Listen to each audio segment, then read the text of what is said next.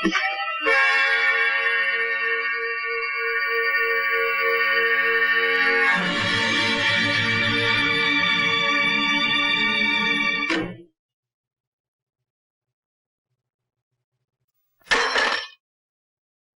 चाबी मुझे अपने मकान के बरामदे में मिली थी, मेरी जेब से गिर गई थी।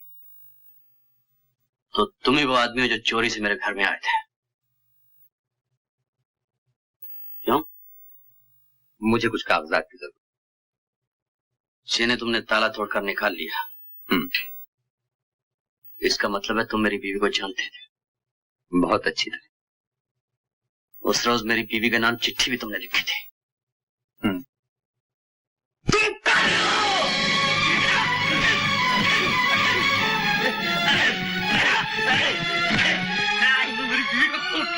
मेरा घर बर्बाद किया, मैं तुम्हें जेल से मार दूंगा, जेल से मार दूंगा।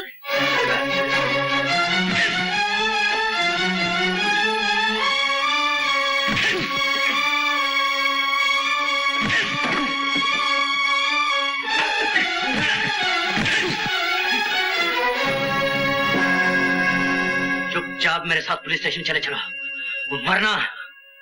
पुलिस स्टेशन तो मुझे ले जाना चाहिए तुम्हें। वो दाढ़ी वाले आदमी तुम हो जिसकी पुलिस को तलाश है, मगर मैं तुम्हें पुलिस स्टेशन नहीं ले जाऊंगा।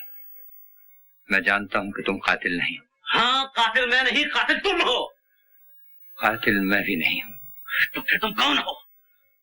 तुम्हारी बीवी का पहला पति।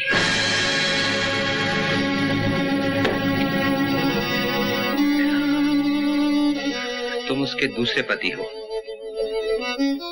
पहला पति मैं हूं। ये कहानी मुझसे शुरू हुई थी।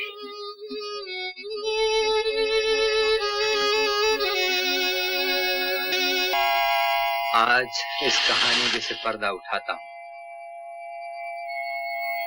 मैं और मीना एक दूसरे से मोहब्बत करते थे, लेकिन हमें डर था अगर मीना के पिता से जिक्र किया गया तो वो शादी की इजाजत नहीं देंगे। इसलिए उनकी इजाजत के बगैर हमने शादी कर ली।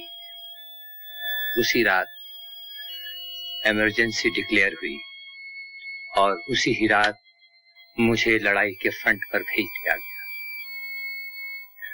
उसके कुछ ही दिन बाद मैं लड़ाई में जख्मी हुआ और गिरफ्तार कर लिया गया, लेकिन मेरे बारे में ये खबर उड़ी कि मैं लड़ाई के महाज पर मारा गया।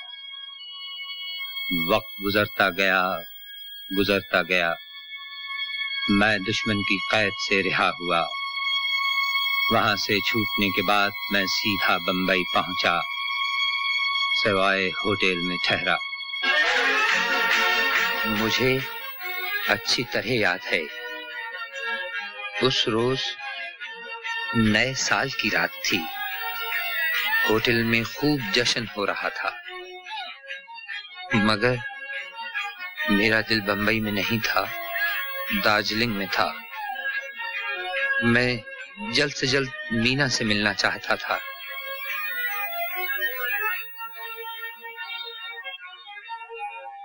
उसी रात मैं होटल से निकला, हवाई जहाज से दार्जिलिंग के लिए अपना टिकट बुक कराया और जैसे ही होटल वापस आया, अचानक महेंद्र से मुलाकात हुई। हम एक दूसरे के गले से लिपट गए, जैसे कि जिंदगी और मौत आपस में मिल रहे हैं।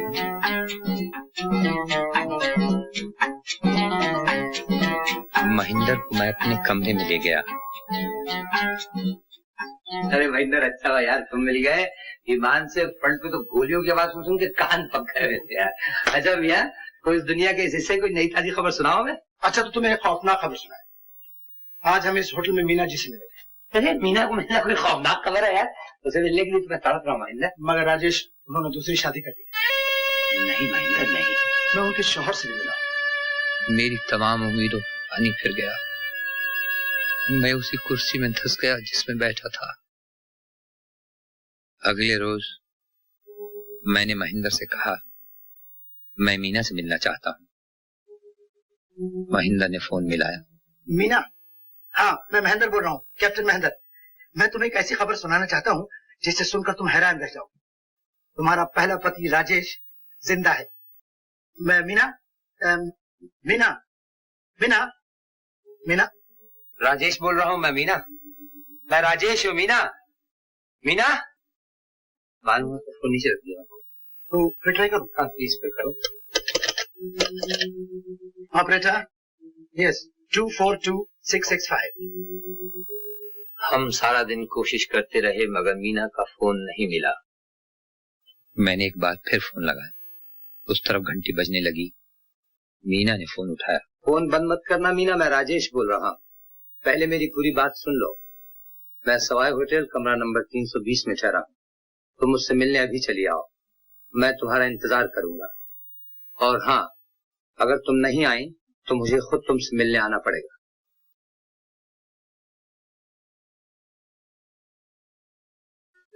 तो उस रात मीना तुमसे मिलने आई थी? हाँ।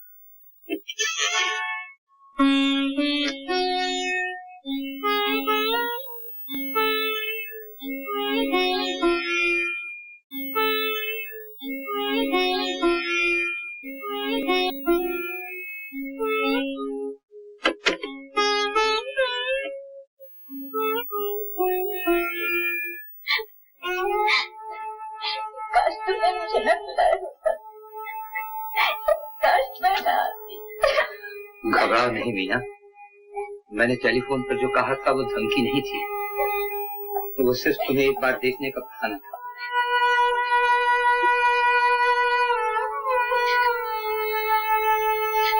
राजेश, मैं तुम्हें कैसे समझाऊं, ये सब किस तरह हो गया? मैं जानता हूँ ये सब किस तरह और किस लिए हो गया। मीना, ये इसलिए हो गया कि हमने शादी की पवित्रता को नहीं माना। हमने चोरी की, मोहब्बत को गुनाह का रूप दे दिया। हमारी शादी एक भूल बनकर रह गई, और भूल कभी इंसान का पीछा नहीं छोड़ती। इंसान इंसान को माफ कर देता है, कभी कभी भगवान भी इंसान को माफ कर देता है, मगर इंसान की भूल उसे कभी माफ नहीं करती, सजा देकर ही छोड़ती है। सजा मुझे मिलनी चाहिए थी, सो मिली। राजेश, मुझे माफ कर दो, ये सब मेरी वजह से हुआ। नहीं मीना, इसमें तुम्हारा कोई दोष नहीं। कातिबे तकदीर इस कहानी को यूं ही बयान करना चाहता था। हम तो मिले, बिछड़ जाएं, फिर मिलें, फिर बिछड़ जाएं, और फिर दो अजनबियों की तरह अपने अपने रास्तों पर चले जाएं, जहां से पलट कर आना मुमकिन नहीं।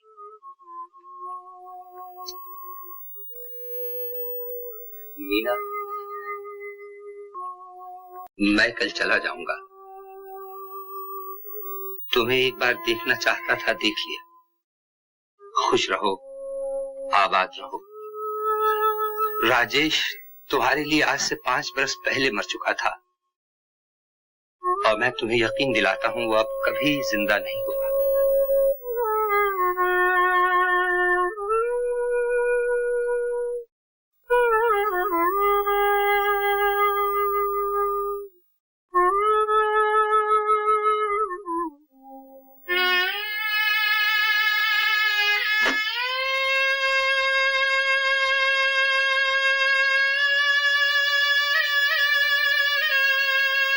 अब तुम अपने घर जाओ मीना।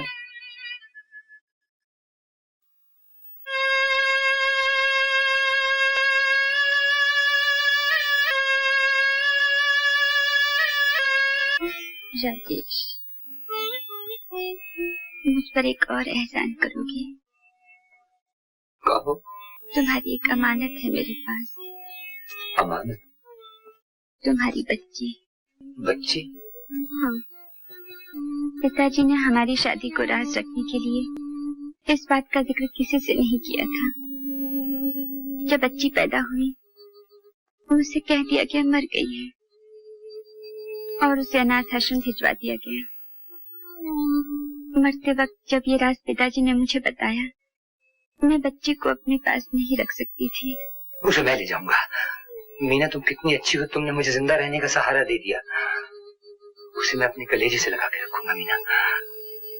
वो कहाँ है उसका पता दो मुझे, मैं उसे अभी अभी लेकर आता हूँ। वो तुम्हें नहीं देंगे। मुझे नहीं देंगे? क्यों? आश्रम वाले सिर्फ शादीशुदा लोगों को ही बच्चे देते हैं। ओह, और मेरी तो शादी हुई नहीं। खैर, कल तुम बच्ची को यहाँ छोड़ जाओ। अब मैं यहाँ नहीं आऊंगी। मशहूर आदमी की बीवी हूँ, किसी ने देख लिया तो जानते हो क्या होगा। हाँ, कुमार तो बहुत मशहूर आदमी है। तो मैं ऐसे करता हूँ, मैं हवाई जहाज से 2 सीटें बुक करा लेता हूँ और जिस वक्त की वो सीटें होंगी मैं तुम्हें इतला दे दूंगा। तुम बच्ची को अपने घर ले आना। हाँ, ये ठीक है। मैं बच्चे को अपने घर ले आऊंगी और उसे वहां से मैं ले जाऊंगा। अगले रोज मुझे रात की 2 सीटें मिल गई। ये बताने के लिए मैंने मीना को 2 बार फोन किया, मगर दोनों ही बार तुमने फोन उठाया और मैं मीना से बात न कर सका। उसके बाद मैंने बहुत बार फोन मिलाया, ऑपरेटर से भी कहा कि नंबर मिला है, लेकिन किसी न किसी वजह से मीना का फोन न मिल सका। चूंकि इतला देना जरूरी था, मैंने मीना को एक चिट्ठी लिखी। तो क्या उस रात तुम मेरे घर गए थे? हाँ, मैं गया था। उस वक्त कहीं दूर गिरजे का घंटा बज रहा था। वहां पहुंचकर मैंने ऊपर देखा, बत्ती जल रही थी, दरवाजा खुला हुआ था। जाहिर है मेरे लिए खुला रखा गया था।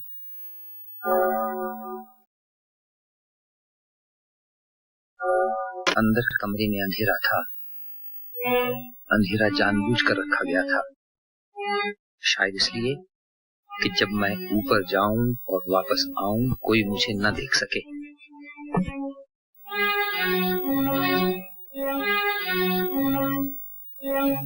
मैं आहिस्ता आहिस्ता सीढ़ियां चढ़ता हुआ ऊपर गया।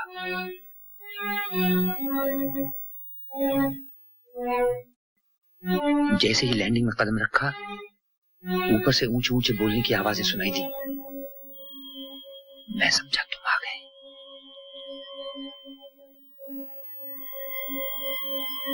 वापस पलटा। अचानक ऐसे लगा जैसे कोई चाबी से नीचे का दरवाजा खोल रहा है। मैं चुप गया। इतने में कोई अंदर दाखिल हुआ। मैं अभी सोच ही रहा था कि क्या करूं, ऊपर से गोली चलने की